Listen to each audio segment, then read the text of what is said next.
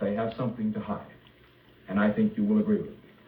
Because, folks, remember, a man that's to be President of the United States, a man that's to be Vice President of the United States, must have the confidence of all the people. And that's why I'm doing what I'm doing. And that's why I suggest that Mr. Stevenson and Mr. Sparkman, since they are under attack, should do what they're doing. Now, let me say this. I know that this is not the last of the snares. Don't, she moved. She blinked. She blinked without his permission. Others have been made in the past. And the purpose of the snares, I know, is this: to silence me, to make me let up.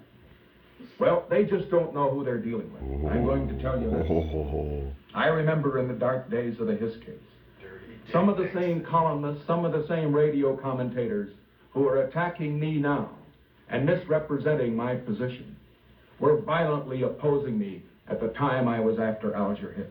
This gets really but ugly. I continued to fight. This is scary. Because I knew I was right. And I can say to this great television and radio audience that I have no apologies to the American people for my part in putting Alger Hiss where he is today. In prison. And as far as this is concerned, I intend to continue to fight. Some accused communist. Why do I feel that in spite of the... He got up.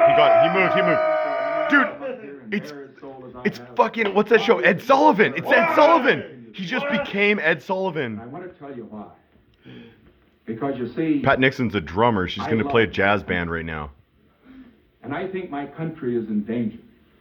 And I think the only man that can save America... Dude, he can save it. The man that's running for president on my ticket, Dwight Eisenhower.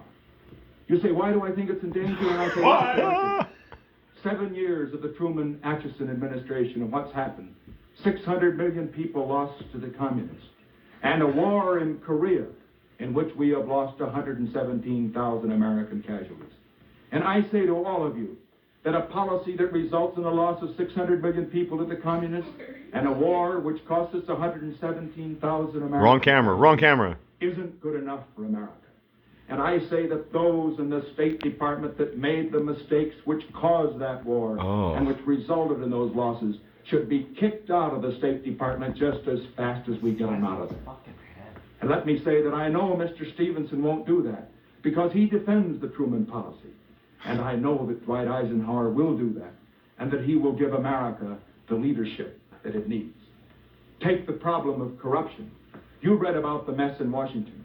Mr. Stevenson can't clean it up because he was picked by the man, Truman, under whose administration the mess was made. You wouldn't trust the man who made the mess to clean it up. That's Truman. And by the same token, you can't trust the man who was picked by the man that made the mess to clean it up, and that's Stevenson. And so I say, Eisenhower, who owes nothing to Truman, nothing to the big city bosses, he is the man that can clean up the mess in Washington. Take communism. Drain the swamp. I say that as far as that subject is concerned, the danger is great to America. In the Hiss case, they got the secrets, which enabled them to break the American Secret State Department code. They got secrets in the... He's doing the Freddy Krueger hand.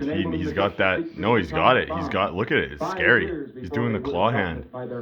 He's doing the fist. And I say that any man who called the Alger Hiss case a red herring isn't fit to be president. Communist in the fishery department? Damn right. Look at that.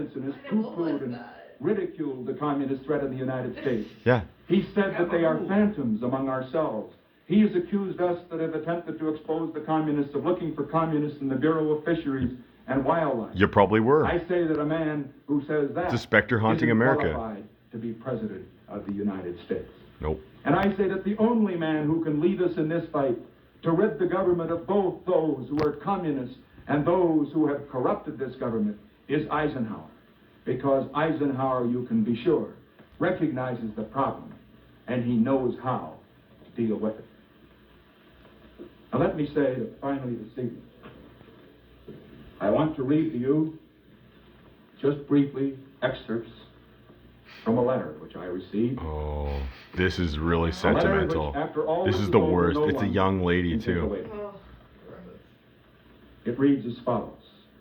Dear Senator Nixon, since I'm only 19 years of age, I can't vote in this presidential election, but believe me if I could, oh, baby. you and General Eisenhower would certainly get my vote. My husband is in the Fleet Marines in Korea. He's a corpsman on the front lines, and we have a 2-month-old son. Well, he's killing gooks. He's I never mean, seen. he's doing his And I duty. feel confident that with great Americans like you and General Eisenhower in the White House, lonely Americans like myself will be united with their loved ones now in Korea. I only pray to God that you won't be too late.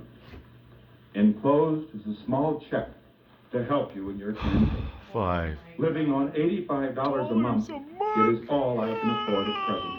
But let me know what else I can do. Send the money Folks, back. it's a check for $10. He did $10. I thought it was One 5. that I will never cash. And just let me say this. We hear a Just lot let me about say this prosperity again. these days. Just let me But say that I say, like myself. Why can't we have prosperity built on peace rather than prosperity built on Son of a bitch war? spent that $10 Why on can't we booze. have prosperity Spent it all on and scotch. He honest lied government right in there. Washington, D.C. at the same time? Believe me, we can. And Eisenhower is the man